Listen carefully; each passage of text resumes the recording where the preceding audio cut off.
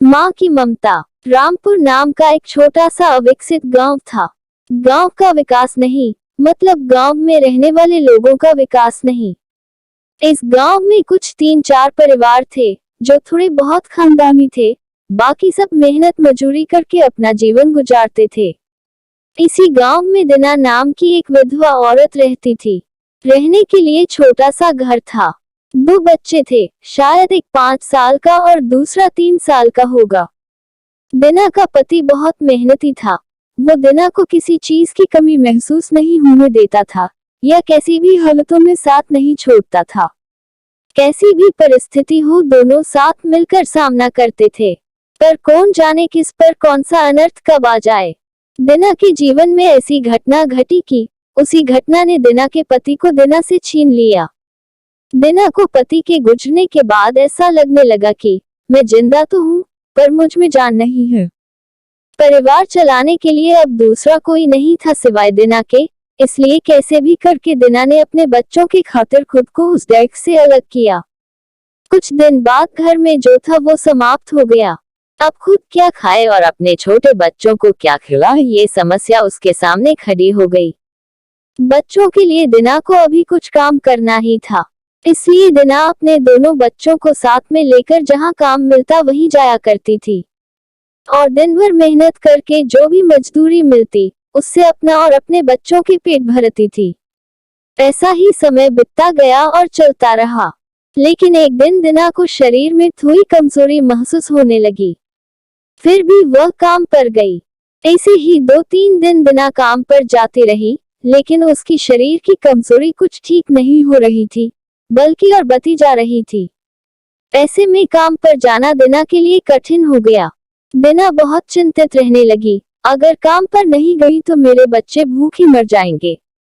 उसी चिंता ने दिना को और कमजोर कर दिया, इतनी कमजोर कि उठने बैठने के लिए लकड़ी का सहारा लेना पड़ता था। इस कारण उसके बच्चे भूखे मर रहे थे। खाने को कुछ न मिलने के कारण और अपने बच्चों को भूखे मरते देखकर वह लकड़ी की सहायता से आज यहाँ से कुछ मांगा तो अगले दिन दूसरी ओर से कुछ मांग के अपने बच्चों को खिलाती, पर खुद भूखी सो जाती थी। ऐसे ही एक दिन वह खुद जा न सकती थी, इसलिए अपने बच्चों को समझा के खाने के लिए कुछ मांगने के लिए गांव में भेज देती है। कुछ समय बाद बच्चे 2 चपाती और थोड़ी सी सब्जी लेकर लौटते हैं। 2 चपाती से 3 जन कैसे तृप्त होंगे, इसलिए वे 2 चपाती दोनों बच्चों को खिला देती हैं। वह बरसात का समय था, बिजली न होने के कारण घर में अंधेरा छाया हुआ था। अंधेरे में ही वह अपने बच्चों को एक कमरे में सोला देती है और वह दूसरे कमरे में जाकर सो जाती हैं। रात को तेज बारिश होती है और बिजलियां जोर से कड़कड़ाती है। दिना को थोड़ी आराम मिलती है, इसलिए वह गहरी नींद में पड़ जाती है। ऐसे में दिना को एक सपना दिखाई देता है। वह एकदम तंदुरुस्त हो गई है, काम पर जाती है। वह सोचती है, अपने बच्चों को काफी समय से अच्छा खिलाया नहीं, इसलिए वह अपने बच्चों के लिए चविष्ट खाना बनाती है। बाद में अपने बच्चे और वह साथ में बैठकर खाना खाकर सो जाते हैं। आगे सपने में दिना ने देखा, उसके बच्चे जिस कमरे में सोए हुए थे उस कमरे का छत गिरकर उनके दोनों बच्चे मर जाते हैं। सपने में से दिना एकदम उठकर खड़ी हो जाती है, जान में जान आ जाती है और अंधेरे में ही अपने बच्चों के कमरे की ओर चल पड़ती है। कमरे में जाकर अपने बच्चों को देखकर दिना चैन की सांस लेती है। उसी समय दिना को शरीर में ज्यादा कमजोरी महसूस होती है, जिससे वह नीचे गिर जाती है और फिर वहां से उठ ही नहीं पाती है। चैन की सांस दिना की सांस ले लेती है।